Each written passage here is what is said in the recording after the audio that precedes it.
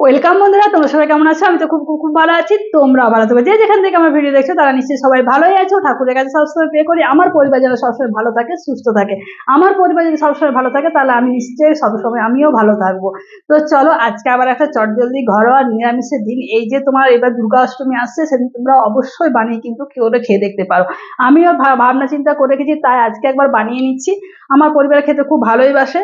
তো আরেকবার আমি অষ্টমী দিন এটা আমিও বানাবো। তোমরাও কিন্তু অবশ্যই একবার বানিয়ে করে খেয়ে দেখতে পারবে। অসাধারণ, যাকে বলে অসাধারণ খেতে হয়। তো চলো ঝটপট তোমাদের সাথে শেয়ার করে ফেলি রেসিপিটা, কেননা অনেকটা লেট হয়ে যাবে বা প্রচন্ড গরম, রান্নাঘরে টিকা যাচ্ছে না, ফ্যান চালালে তো আবার গ্যাসে আঁচ নেবে না। তো চলো, তাই বেশি দেরি করবো না, চলো ঝটপট রান্নাটা তোমাদের সাথে শেয়ার করে ফেলি। আজ রেসিপি তোমাদের সাথে শেয়ার করব ক্যাপসি ফুলকপি দিয়ে একটা পনিরের রেসিপি শেয়ার করব। ক্যাপসি ফুলকপি পনির। তো চলো, প্রথমে তোমাদেরকে দেখায়, দেখো ফুলগুলো খুব ছোট্ট ছোট্ট করে একদম কিউট কিউট করে কেটে নিয়েছি। ফুলগুলো পরিষ্কার করে একটু গরম জলে নুন দিয়ে 2 মিনিটের মতো ভাপিয়ে জল ঝরিয়ে তুলে রেখেছি। আলুটা কিন্তু ভাপাইনি, আলুটা বেশ এরকম ডুমো ডুমো করে কেটে রেখেছি। আলুটা খুব ভালো করে ভাজবো, তো জল দিয়ে ধুয়ে তুলে রেখে দিয়েছি। আর এখানে যেহেতু ক্যাপসিকামটাও দেখো ক্যাপসিকাম দিয়ে বানাবো, তো ক্যাপসিকামটা দেখো কিউট কিউট করে কেটে জল ঝরিয়ে তুলে রেখে দিয়েছি। খুব ভালো করে কিন্তু জল ঝরিয়ে নিয়েছি। আর দেখো এখানে নিয়েছি একদম গোড়াগন্তি 5টা কাজু বাদাম নিয়েছি। আর হাফ চা চামচের মতো নিয়েছি চার মগজ। এখানে একটা মিডিয়াম সাইজের টমেটো কুচি কুচি করে কেটে নিয়েছি। আর এটা একটু পনির একটু গ্রেট করে নিয়েছি। পনিরটা ডুমো ডুমো করে কাটিনি, এটা দিয়ে বানাবো একটু পনির। আমি এটা কিন্তু মালাই পনির, এটা একটু গ্রেট করে নিয়েছি। এখানে নিয়েছি কাঁচা লঙ্কা আর আদা। এখানে 4টে কাঁচা লঙ্কা নিয়েছি, আর হাফ ইঞ্চি আদা ছোট ছোট টুকরো করে কেটে রেখেছি। এখানে নিয়েছি কস্তুরি মেথি পাতা, এটা একটু ড্রাই রোস্ট করে নেবো। আর এখানে মশলার মধ্যে নিয়েছি একটু জিরের গুঁড়ো নিয়েছি, আর ব্যালেন্সের জন্য একটু চিনি নিয়েছি, কালারের জন্য একটু লাল লঙ্কা নিয়েছি। আর এখানে নিয়েছি স্বাদ মতো নুন। এখানে কিন্তু আমি হলুদ ইউজ করিনি, আর জিরে গুঁড়ো ইউজ করিনি। আর এখানে দেখো রান্নাটা করব, আর একটা জিনিস তোমাদেরকে ভুলে গেছি। আর এখানে নিয়েছি বাটার, আর রান্নাটা করব সাদা তেলে। তো প্রথমে দেখো কড়াইতে আমি এই কাসুরি মেথি পাতাটা একটু ড্রাই রোস্ট করে নেবো, তারপরে এর মধ্যে সাদা তেল দেবো। তো চলো পাতাটা একটু ড্রাই করে নিই, তারপরে একটু হাত দিয়ে চিপে ভালো করে গুঁড়ো করে নেবো। ঠান্ডা হলে হাত দিয়ে একটু দেবে, মুচমুচ করবে, পাতাটা গুঁড়তে সুবিধা হবে। তো চলো এটা একটু ড্রাই রোস্ট করে নিই। তো দেখো পাতাটা তুলে নিয়েছি। পাতাটা দেখো একদম ঠান্ডা হয়ে গেছে। আর এইভাবে কিন্তু তোমরা হাত দিয়ে একটু ডলে নেবে, দেখবে কি সুন্দর গুঁড়ো হয়ে যাবে। তো আমি দেখো হাত দিয়ে ডলে প্রথমে গুঁড়ো করে নিলাম। আর এখানে তোমাদের বলি সাদা তেল দিয়েছি। সাদা তেলের সাথে এই রান্নাটা কিন্তু সাদা তেলেই ভালো হয়। আর তার মধ্যে দিয়ে দিচ্ছি একটুখানি বাটার। এই দেখো হাফ চা চামচ বাটার দিয়ে দিলাম। সাদা তেলটা যদি শুধু বাটারটা দিয়ে দিতাম তাহলে কিন্তু পুড়ে যেত। হ্যাঁ, তো তার জন্য একটু সাদা তেল তার সামান্য আর একটু বাটার দিয়ে দিলাম। তো এরপর এর মধ্যে আমি ফুলকপিটা প্রথমে ভেজে তুলে নেবো। তো চলো বাটারটা দিয়ে দিলাম, বাটারটা খুব সুন্দর দেখো ফেনা উঠছে।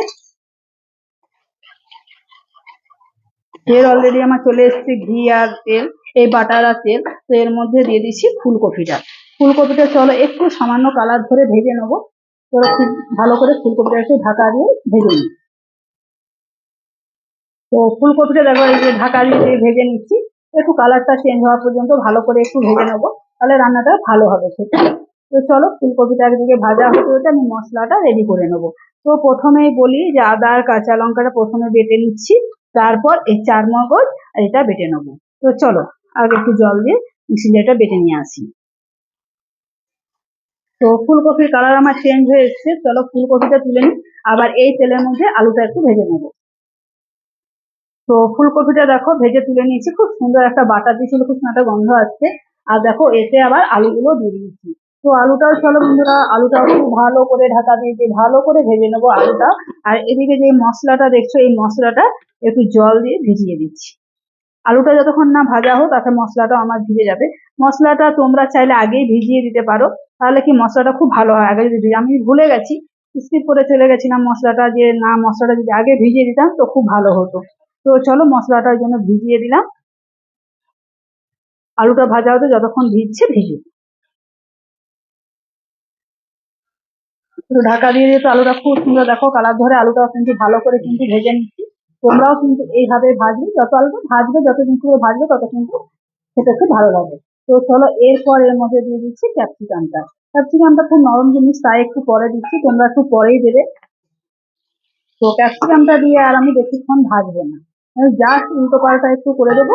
তারপরে এর মধ্যে দিয়ে দেবো তোমার আদা আর কাঁচা লঙ্কার পেস্টটা। তো ক্যাপসিকাম তো খুব নরম জিনিস, বেশি ভাজার দরকার নেই। তো চলো এরপরে দিয়ে দিচ্ছি আমি আদা আর কাঁচা লঙ্কার পেস্টটা। তারপরে দিয়ে দেবো টমেটোটা, যাতে সমস্ত কাঁচা গন্ধ এটা থেকে বেরিয়ে যায়। তাই টমেটো, আদা, কাঁচা লঙ্কার যে কাঁচা গন্ধটা থাকে সেটা বেরিয়ে যাওয়া পর্যন্ত ভালো করে একটু ঢাকা দিয়ে দিয়ে ভালো করে নাড়াচাড়া করে নেবো।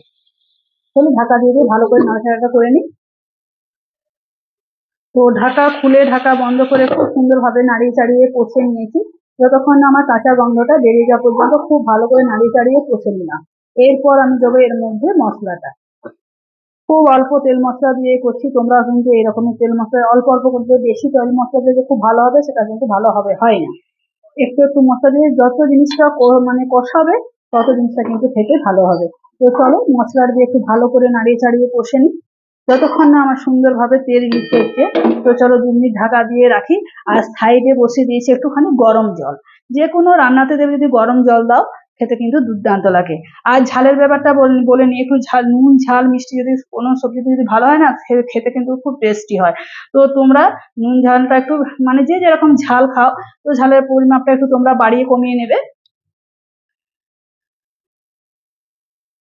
তো বন্ধুরা মশলাটা দেওয়ার পর খুব সুন্দরভাবে নাড়িয়ে চাড়িয়ে সুন্দরভাবে দেখো কষে নিলাম। মিনিট 2-3 মতো ভালো করে কষলাম। তো দেখো আমি খুব কম তেল মশলা দিয়ে রান্না করছি, তাও দেখো সাইডে সাইডে তেল কিন্তু ছেড়ে এসেছি।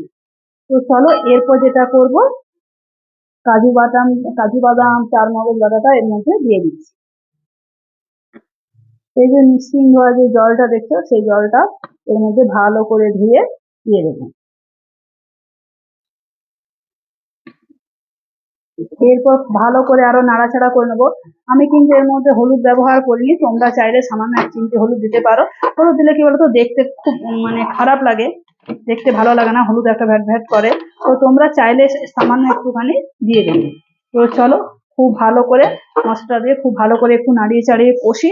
মিনিট 2-এর মতো ঢাকা বন্ধ ঢাকা দিয়ে কষবো, কেন যেহেতু কাজু বাদাম চারমগজটা যদি তলায় লেগে যাবার ভয় থাকে, যাতে তলায় লেগে না যায় তার জন্য কিন্তু ঢাকা খুলে আবার ঢাকা বন্ধ করে তোমরা এইভাবে কিন্তু নাড়িয়ে চাড়িয়ে নেবে।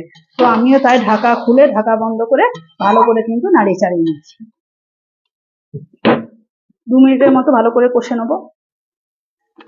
তো খুব ভালো করে দেখো নাড়িয়ে চাড়িয়ে কষে নিচ্ছি, তলাতে কিন্তু আমি একদমই লাগতে দিইনি, সমানে কিন্তু ঢাকা খুলে ঢাকা বন্ধ করে খুব ভালো করে কিন্তু নাড়িয়ে চাড়িয়ে কষে নিলাম। এরপর দিয়ে দিচ্ছি এই দেখো পনিরটা, গ্রেট করে রাখা পনিরটা দিয়ে দিলাম। সামান্য এখান থেকে একটু গরম জল নিয়ে নিচ্ছি। পনিরটা দিয়ে আবার একটু নাড়াচাড়া করে এর মধ্যে গরম জলটা অ্যাড করে দেবো। পনিরটা দিয়ে খুব ভালো করে একটু নাড়াচাড়া করে নিচ্ছি।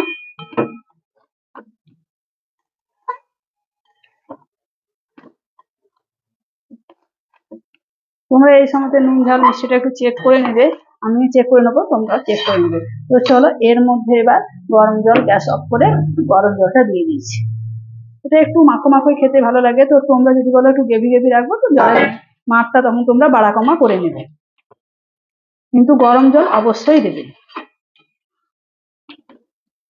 তো জলটা দিয়ে দিলাম আর এরপর ভাজা ফুলকপিটা এর মধ্যে দিয়ে দিচ্ছি। ভাজা ফুলকপিটা দিয়ে তো চলো আরো মিনিট 2-3 মতো রান্না করব। আলুটা তো যা কষানো হয়েছে ওতে তো আলু সেদ্ধ হয়ে গেছে, তোমাদেরকে দেখায় দাঁড়া আলুটা, এই দেখো আলু কিন্তু ভেঙে যাচ্ছে। তো চলো মিনিট 2-এর মতো রান্নাটা ছেড়ে ফেলি। আমার মনে হচ্ছে আর একটু জল দিতে হবে, কেননা ফুলকপি আলুটা আর একটু ভালো করে সেদ্ধ হবে। চলো ঢাকা দিয়ে মিনিট 2-3 মতো রান্নাটা আবার সেরে ফেলি। তো মিনিট 2-3 তোমাদের কাছে আরো ব্রেক নিয়ে ফিরে আসছি। তো 2 থেকে 3 মিনিট ব্রেক নিয়ে তোমাদের কাছে আজ আবারও হাজির হলাম। চলো ঢাকনাটা খুলে তোমাদেরকে দেখাই। কিন্তু রান্নাটা কিন্তু এরকমই আমি নামাবো, কেননা একটু ঠান্ডা হলে পরে টেনে নেবে। দেখো ফুলকপি আলু কি সুন্দর কিন্তু একদম এখন করছি, ফুলকপিটার জন্য আমি ছোট্ট ছোট্ট করে একটু নুন জল দিয়ে ভাপিয়েও নিয়েছি। আর আলু দেখো এই দেখো পুরো কিন্তু একদম সেদ্ধ হয়ে গেছে। তো চলো এরপর এর মধ্যে দিয়ে দিচ্ছি ড্রাই রোস্ট করে রাখা তোমার কাসুরি মেথিটা।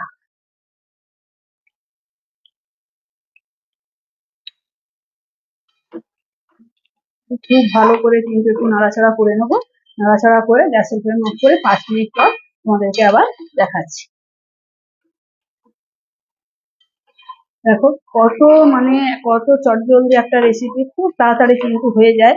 হ্যাঁ, তোমরা অবশ্যই কিন্তু তোমরা দুর্গা অষ্টমীর দিন অবশ্যই তোমরা রাতে লুচি, এটা কিন্তু লুচি, পরোটা, নান, লাচ্ছার পরোটা সবের সাথে কিন্তু খুব ভালো যাবে। কিন্তু তোমরা কিন্তু অষ্টমী স্পেশাল এটা তোমাদেরকে আমি শেয়ার করলাম, তোমরা অবশ্যই কিন্তু বন্ধুরা একবার বানিয়ে করে খেয়ে দেখতে পারো। তো চলো ঢাকাটা বন্ধ করে গ্যাসের ফ্লেম আমি অফ করে দিলাম। 5 মিনিট পর তোমাদের কাছে আবার ফিরে আসছি। চলো ঢাকাটা তোমাদেরকে খুলে দেখায়। দেখো কত সুন্দর, কত লোভনীয় দেখো দেখতে হয়েছে। আর যত দেখো সময় যাচ্ছে তত কিন্তু জলটা টেনে নিচ্ছে। দেখো তোমরা কিন্তু অবশ্যই এই রকমই একটু পাতলা পাতলায় নামাবে গ্রেভিটা। এটা কিন্তু এই যে আলু দেখলে আলুগুলোতে জলটা টেনে নেবে, খাবার সময় আর একটু টানবে, আর একটু জলটা মাখো মাখো, খেতে কিন্তু খুব ভালো লাগে। তো বন্ধুরা রেসিপিটা তাহলে তোমাদের কেমন লাগলো তোমরা আগে বলো, কমেন্ট করে আমাকে জানিও।